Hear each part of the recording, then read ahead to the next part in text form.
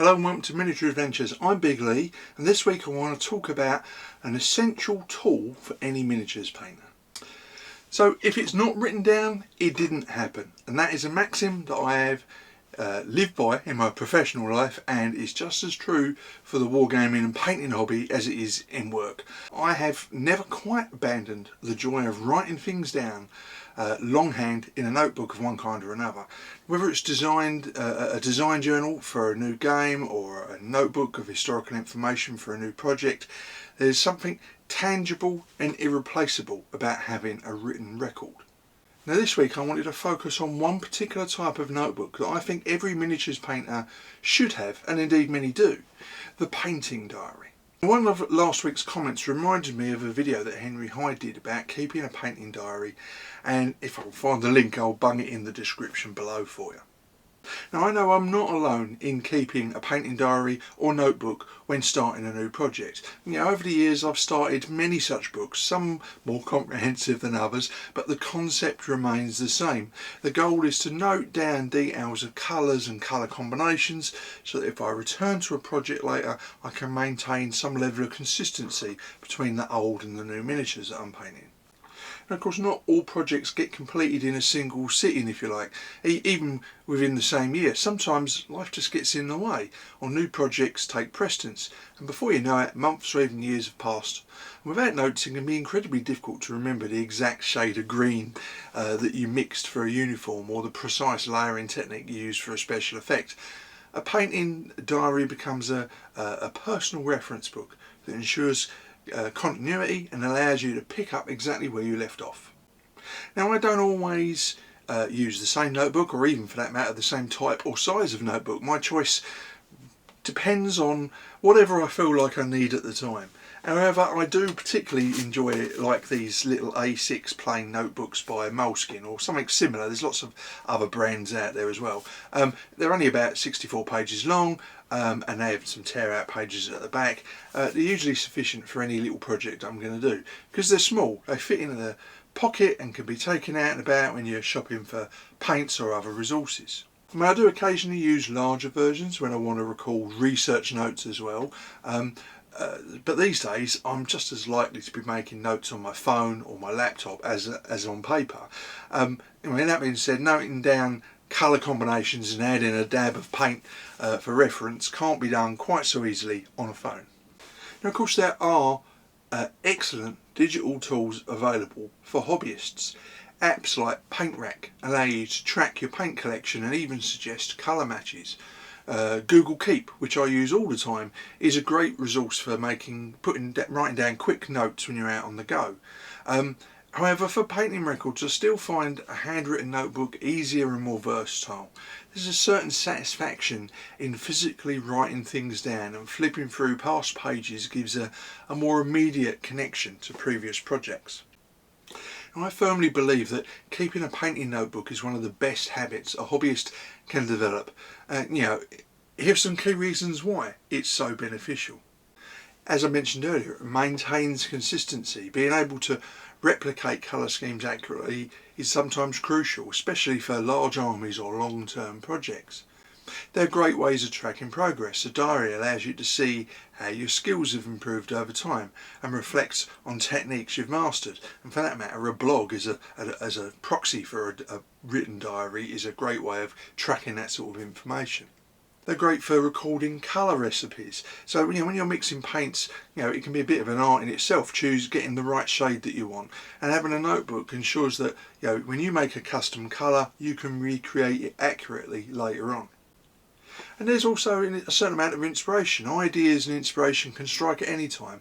A notebook is a great place to store sketches, thoughts, references for future projects, details of reference sources, as well as writing down what you've painted and how you've painted them.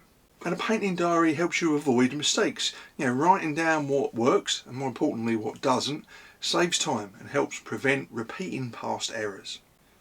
It's also a great way to do project planning. Keeping notes on what needs to be done next can help keep momentum going, making it easier to complete projects. whether I'm writing a research diary as I'm working through a new project or a painting diary, I've always end up with a to-do list with checkboxes next to them, which I tick off one by one as I complete those tasks. So it's a great way of keeping complex and long-running projects on target. Now it's also great as an inventory of materials, knowing which paints and materials you're using and what you need to restock on and so on. Now of course, like I say, I use apps like Paint Rack and Google Keep as a way of keeping shopping lists going, but you can make those notes initially down in your notebook and then transfer them onto your phone and whatever digital app that you're using at a later date. And the other advantage with a good quality paper notebook, you can use it for experimenting, so it allows you to test out new colour combinations or paint the different colours you're going to use and see how they work together. So they're a great record of how things turned out. So what's the best way to use a painting notebook most effectively? The way you use a painting notebook is entirely up to you, but here are some tips that I think would help you make the most of having a painting diary or a painting notebook. First, always date your entries. Knowing when you've worked on a particular project can help enormously with organisation.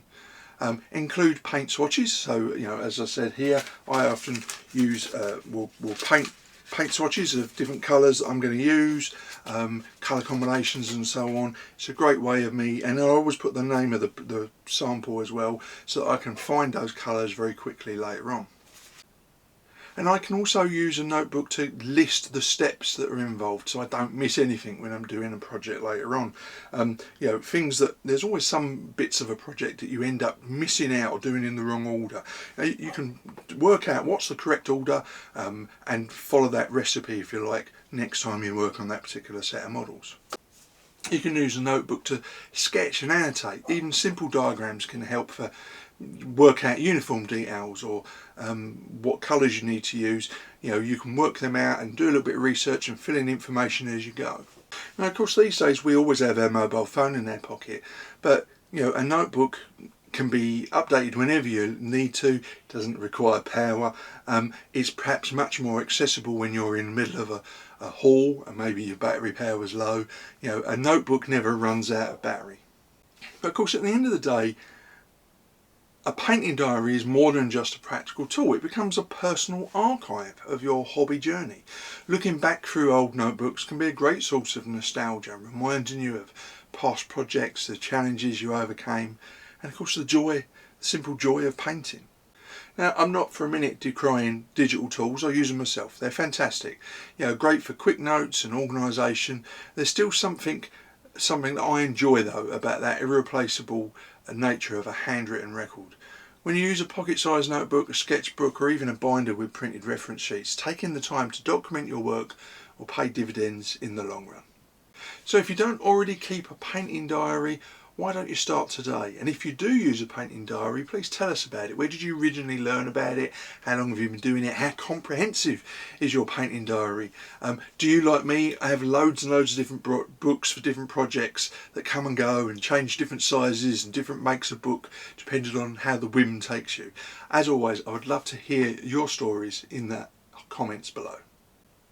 So it has been another busy week for painting, for the Analog Hobbies Painting Challenge. This week I have had a unit of Don Cossacks charging across my desk. It is said that just hearing the battle cry, hurrah, could send entire battalions into retreat, or so the books say. Even Napoleon seemed impressed by these wild and undisciplined horsemen, stating that Cossacks are the finest light troops among all that exist. If I had them in my army, I would go through all the world with them. Now, Cossacks had a fearsome reputation and formed fast units that could exploit open flanks, harry retreating troops. They were excellent for reconnaissance, when they could be bothered to report back on the position of enemy troops rather than just chase after them, of course. It was said, mainly by the French, that the easiest way to distract Cossacks was to present them with an unguarded baggage train. Now this unit is painted as Don Cossacks with a dark blue uniform with red trim and a broad red stripe down the leg of loose-fitting trousers. They wear a variety of different cloaks and many have ill-fitting or ill-matching headgear, from tall fur busbies to soft forage-style caps. all bar the officer carry a lance, and I can testify to the sharpness of these. They drew blood on several occasions when I let my attention wander while handling these during the painting process. Now, unlike regular troops, the officer was cast as a single figure. That said, I decided to assemble all of the other Cossacks before painting, a practice that doesn't apparently have universal approval. I'd love to hear from you if you do differently.